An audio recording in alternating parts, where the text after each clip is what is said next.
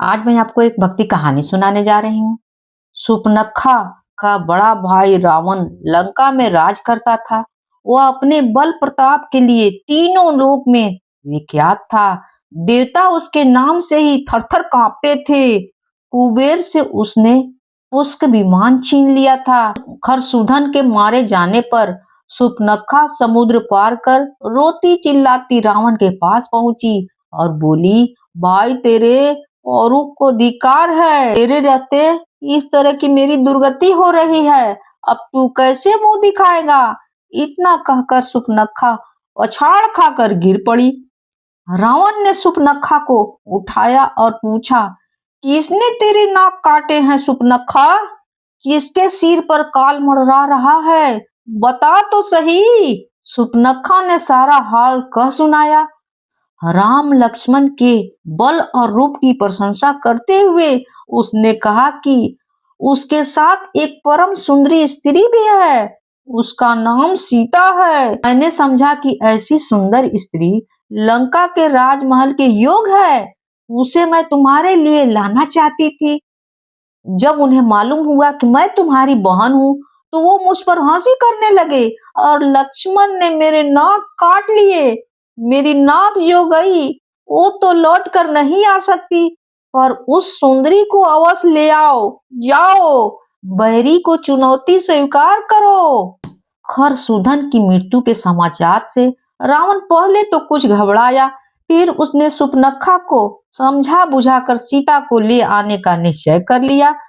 उसने तुरंत अपना आकाशगामी रथ मंगवाया और उसने अकेले ही बैठकर समुद्र पार कर मारीच के पास पहुंचा। विश्वामित्र के आश्रम में श्री राम के बाण से चोट खाकर मरीच समुद्र के किनारे पर तप करने लगा था।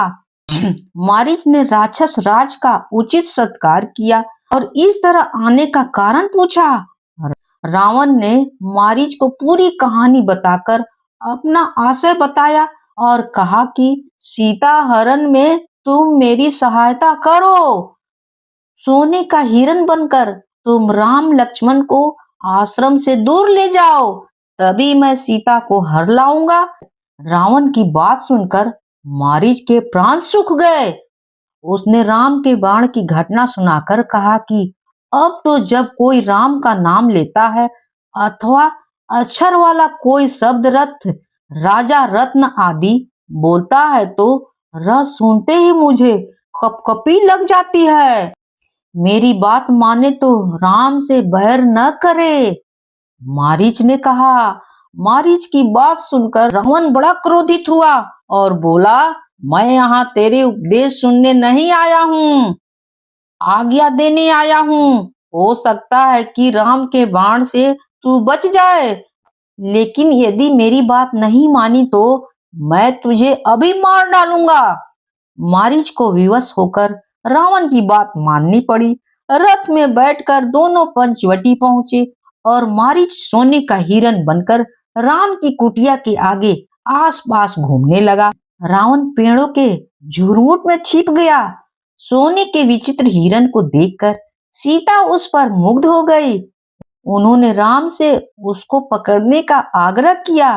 राम को कुछ संदेह तो हुआ, परंतु सीता के कहने पर वे उसके पीछे चल पड़े। लुकता छिपता मारीच राम को बहुत दूर ले गया। उसे पकड़ने का राम ने बहुत प्रयत्न किया, परंतु वह पकड़ में नहीं आया। तब राम ने एक कठोर बाण उस पर छोड़ दिया। बाण लगते ही मारीच गिर पड़ा और अपने असली रूप में आ गया। राम की बोली में वो जोर जोर से चिल्लाया, हाय सीता, हाय लक्ष्मण, मैं मर रहा हूँ, मेरी रक्षा करो। राम की पुकार सुनते ही सीता लक्ष्मण से बोली, भाई संकट में है, जल्दी जाओ। लक्ष्मण ने कहा, माता आप चिंता न करें, आर्य राम का कोई कुछ नहीं बिगाड़ सकता है। जो आवाज सुनाई दे रही है वो बनावटी मालूम पड़ती है। खरसूधन के मारे जाने पर राक्षस बदला लेने पर उतारू हैं, वे हर तरह छल कर सकते हैं। जब लक्ष्मण किसी तरह उसे अकेला छोड़ने को तैयार न हुआ तो सीता अनेक प्रकार के दुर्वचन करने लगी।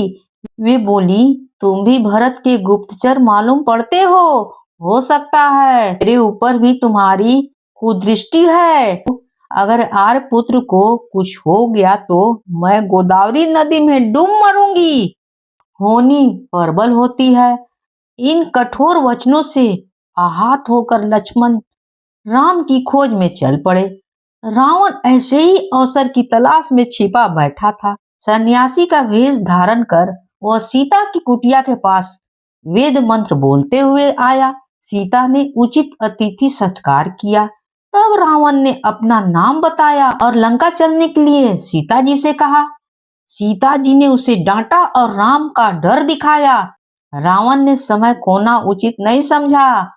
उसने झपट कर सीता जी को उठा लिया और आकाशयान में बैठकर लंका की ओर चल दिया। सीता जी हाय राम हाय लक्ष्मण चिल्लाती हुई रोती हुई जाती थी।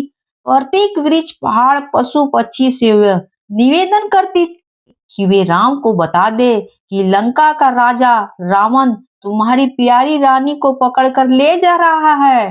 गिद्धराज जटायु ने सीता जी का रोना सुना तो उसने अपने कोठर से निकलकर रावण को ललकारा और पूरी ताकत से वह रावण पर टूट पड़ा। उसने रावण का कवच काट डाला और उसे घायल कर दिया। जटायु ने रावण के धनुष बाण काट डाले और उसका रथ भी तोड़ डाला। तब रावण ने तलवार से जटायु के पंख काट डाले और सीता को लेकर लंका की ओर चल दिया। रास्ते में सीता ने एक पहाड़ की चोटी पर कुछ बंदरों को बैठा देखा। रावण की आंख बचाकर उन्होंने अपने कुछ आभूषण एक कपड़े में बांधे और पोटली को पहाड़ की चोटी पर गिरा दिया। लंका पहुंचकर रावण ने सीता को अपना सारा राजमहल दिखाया और कहा कि यह सब तुम्हारी ही है। तुम लंका की पटरानी बनने को तैयार हो तो मेरी सब रानियां तुम्हारी सेवा करेंगी। परंतु सीता किसी तरह नहीं मानी। वे बराबर उसे डांटती रहीं। तब रावण ने सीता को अशोक वाटिका में रखकर उन पर कड़ा पहरा लगा दिया और कहा, मैं 1 वर्ष का समय देता हूँ। यदि तू नहीं मानी तो तेरा वध कर दिया जाएगा। श्री राम का ध्यान करते हुए सीता अपने दीन को रो रो कर काटने लगी और राम का इंतजार करने लगी। आज मैं आपको एक भक्ति कहानी सुनाने जा रही हूँ।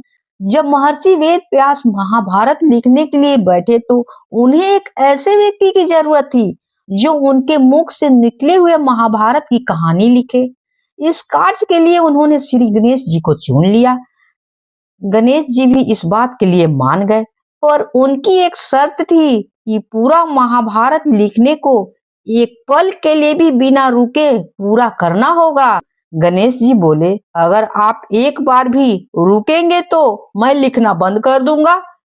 महर्षि वेद व्यास ने गणेश जी की इस शर्त को मान लिया, लेकिन वेद व्यास जी ने गणेश जी के सामने एक शर्त रखा और कहा, गणेश आप जो भी लिखोगे समझ कर ही लिखना होगा।